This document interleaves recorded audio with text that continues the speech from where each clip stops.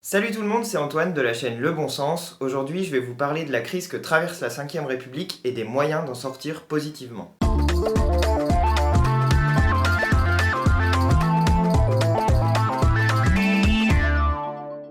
Alors, cette campagne présidentielle, elle est un peu particulière parce qu'elle met en avant tous les problèmes que porte en elle la 5ème République. C'est d'abord le cas avec l'affaire Fillon qui parasite toute cette campagne et qui occupe un temps considérable dans les débats publics. Et d'ailleurs, le CSA lui-même s'inquiète du temps de parole qui est accordé à François Fillon et à ses équipes parce qu'il est beaucoup plus important que le temps de parole accordé aux autres. Et en réalité, ils ne font que parler de leur candidat, de comment le défendre, de pourquoi il est légitime, etc., etc. Et on ne parle pas du fond, on ne parle pas du programme dans cette campagne. Mais l'affaire Fillon, c'est pas un cas isolé dans la 5ème République. Il y en a beaucoup qui ont des affaires, soit qui ont eu lieu, soit qui sont en cours.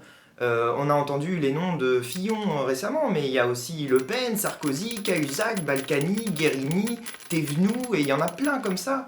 Donc c'est pas un effet de personne ou un effet de parti politique, puisque ça touche tous les partis politiques, c'est un effet de système. Il y a un sentiment d'impunité dans la 5ème République. Et ce sentiment d'impunité, il est particulièrement visible quand Cahuzac se permet de dire à l'Assemblée nationale je n'ai pas, monsieur le député, je n'ai jamais eu de compte à l'étranger et je vous remercie de m'avoir permis de le dire devant la représentation nationale. Donc il se sent tellement impuni qu'il se permet de mentir devant les représentants du peuple, parce que quoi qu'on en pense, les députés sont, dans la Constitution actuelle, les représentants du peuple. Ce sentiment d'impunité, il se retrouve aussi dans l'affaire Lagarde, qui avait été jugée par une cour spéciale, la Cour de justice de la République. J'avais d'ailleurs fait une vidéo à ce sujet, et je vous mets le lien dans la description si ça vous intéresse, et qui est une cour de justice spéciale pour juger les élus, les ministres, et nous, on propose d'ailleurs de la supprimer. Ce sentiment d'impunité, il se retrouve encore quand Julien Drey dit que pour ne pas être corrompu, il faudrait qu'un député touche 9000 € net.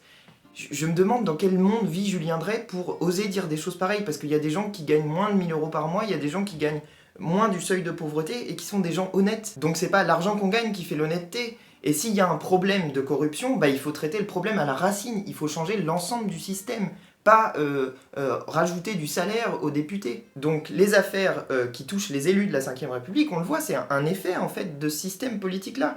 Et on peut proposer un autre moyen à Julien Drey pour éviter que les élus soient corrompus, c'est par exemple le référendum révocatoire qui permettrait de virer, de licencier les élus quand on n'est plus content d'eux. Ça sera un moyen de faire en sorte que si on se rend compte qu'ils sont corrompus, on puisse les dégager tout simplement. Et avec ces affaires, on en arrive à un truc aberrant qui est le discours de François Fillon au Trocadéro. Moi j'ai écouté son discours, il n'y a pas un seul moment où il a parlé du fond, où il a parlé de son programme, où il a expliqué ce qu'il voulait pour la France. Tout ce qu'il a fait, c'est se défendre, dire qu'il était un candidat légitime, et puis à un moment donné, ramener islamisme radical pour évacuer toute question de fond et faire peur aux gens sur la base de y a un danger islamiste et du coup choisissez-moi parce que sinon ça va être la guerre et la mort pour tout le monde.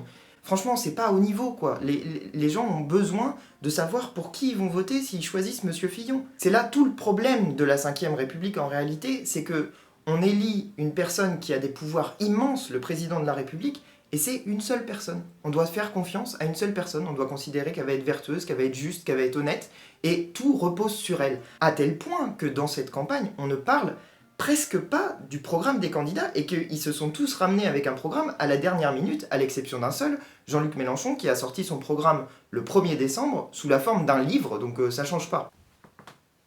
Ça change pas, c'est un livre. Donc maintenant, il est écrit quoi. Dans cette élection, quand même, ce qui est dingue, c'est que les 3 candidats qui pour l'instant sont présentés comme devant gagner cette élection présidentielle, même si moi j'en doute et ce que je perçois dans la vraie vie est largement différent de ce que disent les sondages, ces 3 candidats dits principaux, ils sont quand même ramenés avec un programme au dernier moment. Fillon, il a changé son programme sur la santé, j'ai d'ailleurs fait une vidéo sur le sujet, je vous la mets dans la description si vous voulez regarder. Le Pen s'est ramené avec un programme en février et Macron il l'a sorti en mars. Enfin franchement, à 1 mois et demi de l'élection. Moi je comprends pas honnêtement. Et Macron, il pousse la chose très loin parce qu'il dit que ce qui est important c'est pas d'avoir un programme, c'est d'avoir une vision. Le mec il fait du marketing quoi, voilà. C'est plus de la politique, c'est du marketing, on fait des grandes phrases et on s'en fout de ce qui au final va advenir. Et il pousse la chose très loin parce que dans une vidéo qu'il a faite sur YouTube, que j'ai regardée, je me suis d'ailleurs bien ennuyé, pendant 8 minutes 44, donc je vous déconseille de regarder cette vidéo. Et bien dans cette vidéo, il il parle de son programme et il explique qu'il a cédé à une pression médiatique de présenter un programme. Le mec se fout de notre gueule, mais jusqu'au bout, quoi. Alors, il y a un dernier élément problématique de la Ve République dont je veux vous parler dans cette vidéo, même s'il n'est pas directement lié à la campagne à l'heure actuelle, c'est l'autoritarisme de la Ve République avec l'article 49.3 de la Constitution qui permet au président de la République et à son Premier ministre de faire passer en force un texte de loi sans vote à l'Assemblée nationale, sauf si, bien sûr, l'Assemblée nationale refuse d'accorder sa confiance au gouvernement et donc censure le gouvernement, le destitue, et auquel cas la loi ne passe pas. Mais ça, jusqu'à présent, ne s'est pas vu dans le mandat de François Hollande, et quand il s'est agi de combattre la loi El Khomri ou la loi Macron, eh bien, tous les députés qui disaient n'être pas d'accord avec cette loi ont refusé de censurer le gouvernement, donc ont refusé de s'opposer à cette loi. Donc voilà, la Ve République, c'est un régime qui est autoritaire, et il n'y a absolument aucun candidat qui propose de supprimer l'article 49.3 de la Constitution, sauf un, Jean-Luc Mélenchon,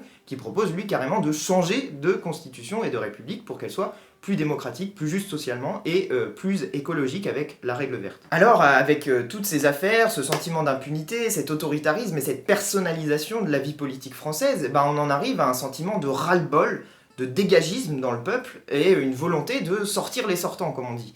Vous avez vu que Hollande a été incapable de se présenter, vous avez vu que Valls a perdu la primaire du Parti Socialiste, vous avez vu que Sarkozy et Juppé ont eux aussi perdu leur primaire.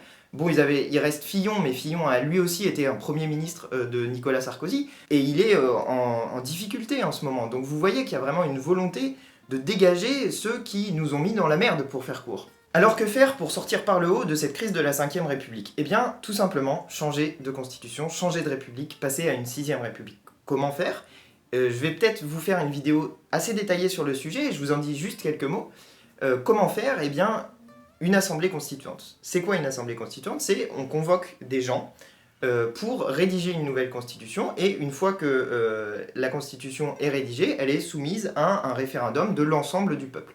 Bien sûr, cette assemblée constituante pourrait être en lien avec le peuple et discuter avec le peuple pour amender les articles, les travailler, faire émerger de nouvelles idées, en écarter d'autres, et voilà, être dans une sorte de discussion permanente avec le peuple. Qui on met dans cette assemblée constituante? Eh bien, il y a plusieurs solutions, plusieurs possibilités. Déjà, une chose est sûre, c'est qu'on ne met pas d'anciens élus parlementaires de la Ve République, mais ensuite, on peut en élire certains sur la base d'un programme. Par exemple, il y en a qui pourraient être pour une république parlementaire, d'autres pour une république présidentielle, il y en a qui voudraient inscrire de nouveaux droits dans la Constitution, il y en a d'autres sans doute qui voudraient en enlever, et voilà, il pourrait y avoir une part de l'Assemblée constituante qui se décide sur la base de représentants qui sont élus sur la base d'un programme, et une autre partie qui pourrait être tirée au sort pour permettre une représentation sociologique du peuple français. Évidemment, il faudrait que les membres de cette assemblée constituante ensuite ne soient pas élus de la mandature suivante qui arrivera dans cette 6ème République, parce que sinon, y a un risque, c'est qu'ils essayent de faire des lois qui vont leur servir à eux.